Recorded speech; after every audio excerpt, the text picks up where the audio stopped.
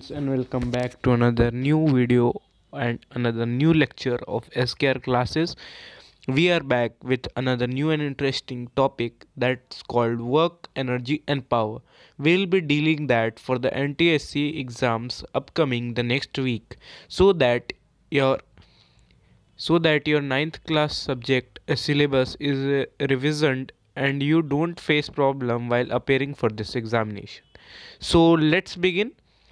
The first will not go in the depth of the chapter, but will go at the surface, but will go through the touching the points main points of the chapters. Therefore, let's begin the first topic, that is work done. If we talk about work done, if a force is applied on an object and it displaces under the influence of force, then work is said to be done. Mathematically mathematically if we see what it is saying, work done is the dot product of force and displacement. Work done is the dot product you will see mainly in the class 11th when you will be dealing with the vector topic. You don't need to understand this in detail. I have made it here common because sometimes it even asks in the examination some upper level things, therefore I have done this. So then we will see that force and displacement of point of application of force. This is the displacement in the point of application of force. In this diagram you can see first the application of force was here, and then after the displacement of the block, the displacement of the the displacement of the point of application of force is also happening here. So you can see that the amount of displacement, that the point of application of force that it covers is the main thing which you will consider, and the amount of force which is being applied. The dot product of both these two will give you the work done. Now if we move forward, we will see that work done is a scalar quantity. Work done is a scalar quantity. Why is it so? Here I have mentioned dot product. I give you a brief point about that if the two vector quantities, we all know that force and displacement both are vector quantities, and if the dot product of two vector quantities is there, it will be a scalar quantity. Okay friends, now we will move forward. SI unit is joule and CGS unit is erg. Maybe you have not studied about erg in your earlier classes, but I am telling it here because it sometimes asks in this examination. So if it asks that what is its SI unit, then you will mention joule, and CGS unit that you will mention erg. Other method other units to measure work done is we will study in the energy topic, because what is energy? That's equal to the work done, that the amount of work done. So we will study in energy. Now work done is equal to force into displacement, as I said you earlier, but this is the dot product. To remove the dot product, we will use Fs cos theta. Work done is equal to Fs cos theta. If we have to remove this sign in this, then we have to use Fs cos theta. What's cos theta? Here in cos theta you have studied trigonometry very well. I know your examination is on your footsteps and you are preparing very well for it, where theta is the angle between force and displacement. You can see here the theta is angle between force and displacement. So this is the main formula which you would go for. W is equal to Fs, but when there is a given angle between the force applied and the displacement, then it will be the formula Fs cos theta. Now I will tell you something that is very important. If 1 second friends, let me draw the structure first.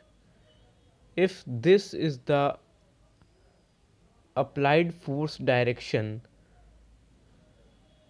if this is the applied 1 second friends,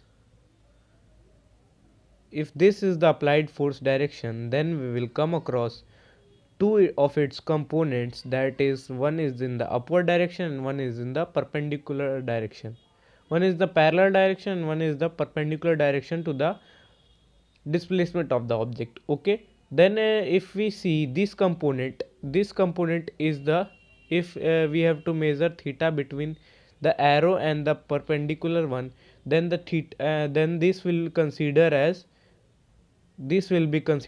cos theta, and this angle will be cos theta, and this angle will be 90 minus theta, and this will be considered as sin theta. Okay, I am not going in much detail about that because you not have to study it, but you might be aware of that. Okay friends, now we will move forward in on the next page. So here if you would notice, I have given some note points. We will come across it quickly. Area under force displacement graphs gives work done by force. If you would notice, here I have drawn a force displacement graph for you all. Okay, so if the force is in the upward direction and displacement is in the perpendicular direction in the graph, then you would see that I have drawn a scale there in the graph. So the area under that graph will give you the work done as I have mentioned here. Okay friends, now coming to the next point, work done depends on the frame of reference. If I give you an example that you are in a bus and someone on the footpath, you are a bus and many other people are also, and some are on the footpath seeing the bus moving from outside. They see the other people also moving and you see them at rest. So the frame of reference is very important for the purpose of work done. Now work done will be 0 if work done can be 0 in three conditions. If we remember the formula of work done, F is cos theta. Now if F is equal to 0, we don't have to deal with anything else. If F is 0, simply the whole statement will be 0, as 0 multiplied with anything will result in 0. Now if the cos theta is equal to 90, then you must remember that cos 90 is equal to 0, hence the whole statement will be 0.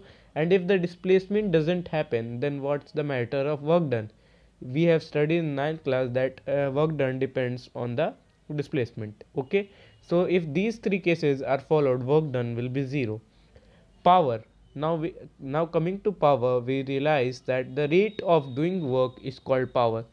Power is work done by time taken. The amount of work done in the particular period of time is called power. Power is equal to work by time. Here you can see, to consider a common equation, if we are given the two following terms, we have to proceed. Work done can also be written as Fs, as mentioned earlier when work done is equal to force into displacement. Now P is equal to F into S by T. We can mention it as also. Now displacement by time leads to velocity. Now we can write that P is equal to F dot V.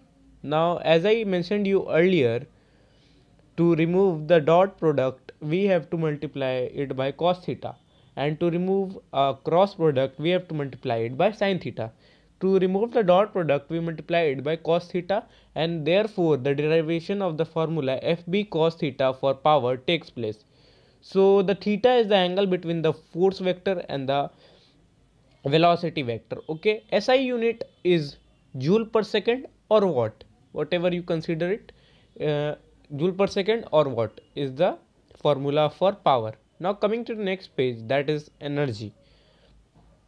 Energy, as we see, is the ability to do work. Ability to do work is simply considered as energy. Energy is a scalar quantity, as work done is a scalar quantity, nothing else. Work done and energy are very similar to each other. SI unit of energy is joule and CGS unit is erg, as in work done. Now other units are kilowatt per hour. Kilowatt per hour is the unit of energy. Now you will say that kilowatt is the energy of power. No, if you solve 1 kilowatt per hour, See, if 1 kilowatt is equal to 1000 watt, you can mention it as, and 1 kilowatt 1000 watt into 1 hour, you can mention it in the seconds term. Then if you solve it, then it will come into finally joule, and the derivation is given here. 1 kilowatt hour is equal to 3.6 into 10 to the power 6 joule, and electron volt is also an unit of energy in which energy is measured. 1 electron volt is equal to 1.6 into 10 to the power minus 19 joule. Mechanical, so here we can consider one thing, that electron volt is a very short unit of energy, and kilowatt hour is a very large unit of energy. Now mechanical energy is basically mechanical energy which we have to study. It is simply divided into two things: kinetic energy and potential energy. Kinetic energy is the energy by motion, and potential energy is the energy by its shape, configuration or deformation. Now coming to the formula of kinetic energy: energy possessed by a body due to the motion contained in it is called kinetic energy. Now if we come towards the formula, as we studied in last year, kinetic energy is equal to half into mass into square of velocity. Now moving to the next page, we can see that we are given with a relation between kinetic energy and momentum. As we studied last year, kinetic energy is equal to half mv square. We know the formula as we studied in the last page: half mv square, then we multiply the numerator and the denominator part both with mass m, then we will come that m square into v square by 2m. After that we will take square in common, and then mv squared by 2m. Now as mv is nothing else but momentum, mass into velocity is momentum, therefore momentum square is equal to kinetic energy into 2m, and therefore momentum, if we remove the square on both sides, then p is equal to under root 2m into kinetic energy. Now if we will talk about potential energy, you have to remember that this is the you have to remember that this is the main relation between kinetic energy and momentum. Now coming to the potential energy: the energy possessed by the virtue of its position, configuration or deformation. Deformation or configuration are the two other types, and the position is for gravitational potential energy. Only for conservative forces, this is the main thing, you have to remember it. Only for conservative forces, not for moving forces. Okay, mathematically change in potential energy is defined as negative of work done by conservative forces. Sorry, I missed the word work done, but here change in potential energy is defined as negative by work done by potential energy. So here we can mention that change in potential energy is minus of work done by conservative forces. So therefore I have mentioned a formula here. You all can see that delta U, change in potential energy, is minus of work done by conservative forces.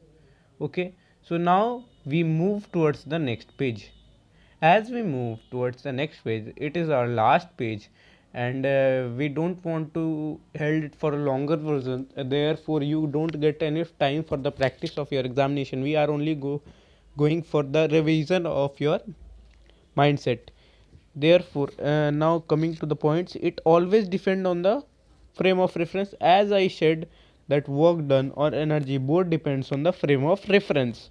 To define potential energy at a point, we need to define zero potential energy reference point. First of the thing that you will need to solve any question about potential energy is to determine a zero potential energy reference point.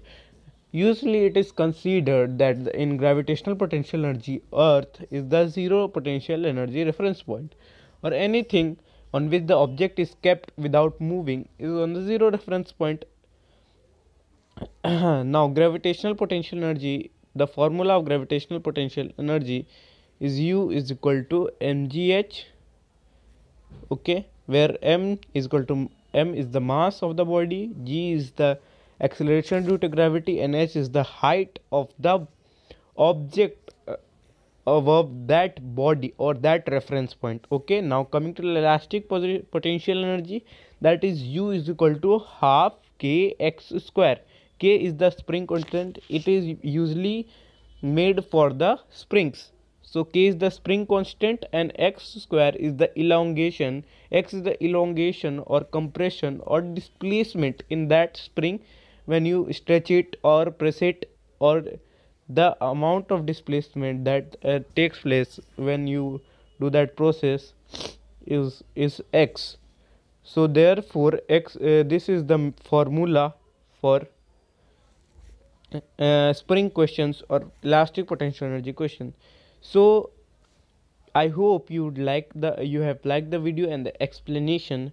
Hence, please help our work by helping us and forwarding and sharing this video.